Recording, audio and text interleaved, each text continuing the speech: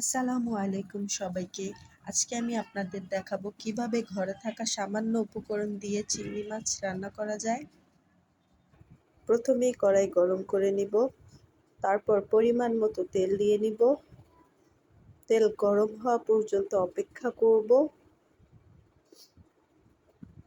তারপর কেটে রাখা পেঁয়াজ কুচি দিয়ে নিব।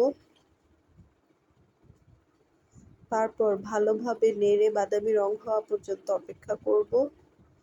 বাদামি রং হয়ে আসলে আদা রসুন বাটা দিয়ে দিব। তারপর সামান্য পানি দিয়ে ভালোভাবে কষিয়ে নেব। যে কোনো রান্নাই ভালো করে কষিয়ে নিলে এতে রান্নার স্বাদ দ্বিগুণ হয়ে যায়। তারপর আধা চা চামচ হলুদ গুঁড়া, 1 চা চামচ মরিচ গুঁড়া, স্বাদ মতো লবণ দিয়ে ভালোভাবে নেড়ে পানি দিয়ে কষিয়ে নেব। কষানো হলে ধুয়ে রাখা চিংড়ি মাছ দিয়ে দিব। এরপর আবারও ভালোভাবে কষিয়ে নিয়ে পরিমাণ মতো পানি দিয়ে ঢেকে দিব।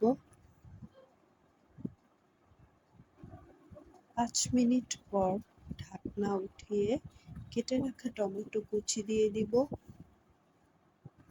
টমেটো কুচি দেওয়ার পর ভালোভাবে মিশিয়ে আবারও 2 মিনিটের জন্য ঢেকে দিব। 2 মিনিট হয়ে গেলে ঢাকনা উঠিয়ে কাঁচামরিচ দিয়ে নামিয়ে ফেলব। আমি চিংড়ি মাছে কোনো জিরা বা ধনেপাতা ব্যবহার করি না, কারণ চিংড়ি মাছের নিজস্ব একটা ঘ্রাণ বা সুবাস থাকে। জিরা বা ধনেপাতা দেওয়ার ফলে ঘ্রাণটা আর থাকে না আমার মতে। ব্যাস হয়ে গেল আমার রান্না। ট্রাস্ট মি, এটা খেতে অনেক ভালো হয়েছিল।